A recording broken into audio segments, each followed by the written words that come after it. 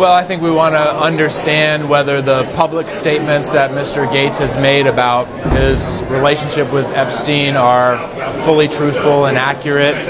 Obviously, the files contain some interesting and troubling emails.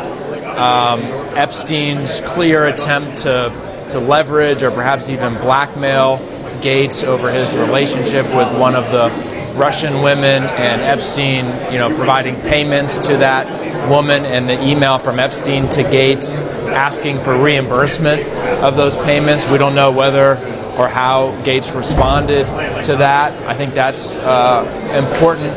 The relationship between Epstein, Gates, and Ms. Walker, who says she was introduced to Epstein by Donald Trump. I want to learn more about all of that. So a lot of important questions today.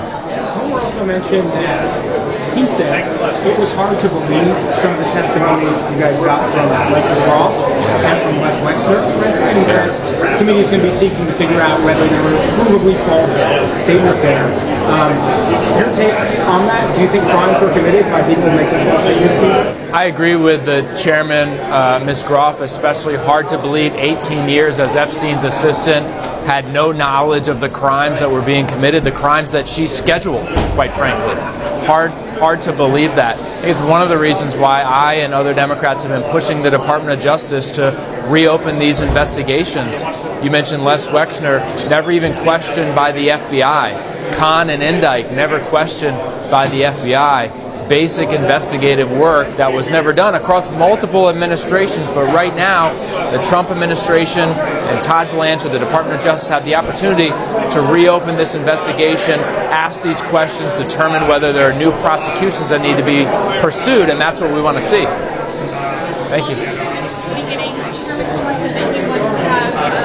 Todd Blanch come in. Has he said anything to you about I heard that 5 minutes ago. If that's true, I'm very glad to hear that. Yesterday, Chairman Comer was saying he didn't think Todd Blanch needed to come in. I'm glad he's changed his mind if that's the case. I'm certainly going to be pushing for that to be in public, at least videotape, so the American people can see, especially if Todd Blanch is potentially going to be the permanent Attorney General. It shouldn't be behind closed doors like this. It should be out for the media and the public to see. He also said that Epstein's former attorney, Alan Dershowitz, he asked to come in. What questions do you have for him? Is there anything in these transcripts that's led, and maybe for the committee to feel that his former attorney is someone that needs to come before the committee? I think, look, obviously, given that he was Epstein's attorney, had a close relationship, he could have additional information that we haven't yet revealed over the course of our investigation. So I think that's an appropriate conversation to have, no question. And apologies, Representative, I missed. What are you planning to ask Mr. Gates today? What's important to you? I want to find out whether his public statements about the limits of his relationship with Jeffrey Epstein are fully truthful and accurate. I'm interested in the email exchange where it's clear that Jeffrey Epstein was using one of the Russian women that Gates was involved in to try to get leverage or potentially blackmail him. Epstein emailed Gates asking for reimbursement for money that Epstein provided to this woman. We don't have any response from Gates in the files. I'd like to know whether or how he responded to that and what he felt Epstein was trying to do in that moment. Thank you, Congressman. Thank you all.